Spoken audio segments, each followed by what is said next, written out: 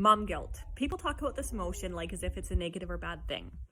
But I want to challenge you to consider why the emotion of guilt is really useful, necessary, valid, and important, whether we are operating within our role as a mother, outside of our role as a mother, or outside of parenthood altogether. So first, I'd like to challenge you to consider how guilt comes up as a sign that we are living out of alignment with our value system.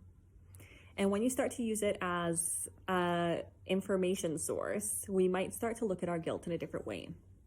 So guilt can come up when we are living outside of our own values or when we're living outside of somebody else's values.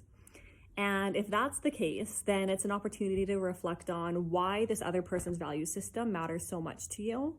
And perhaps there's an opportunity to do some healing there on other people's opinions or this particular person in general.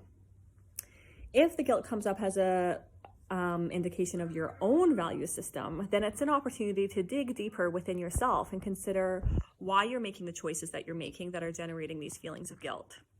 Sometimes, I know particularly in motherhood, we're stuck between a rock and a hard place of making two different choices. Both are going to generate guilt for us, whether it's spending time with one child or another, or doing something for ourselves versus our children.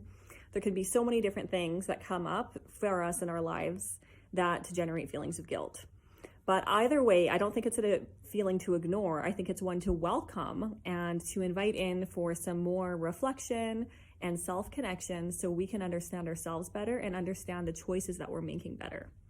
I really, really believe strongly that guilt is not a bad thing. It is an important message. And when we can look at it carefully, dig deeply into it, learn some lessons about ourselves from it, then we can give ourselves the opportunity to release those feelings of guilt.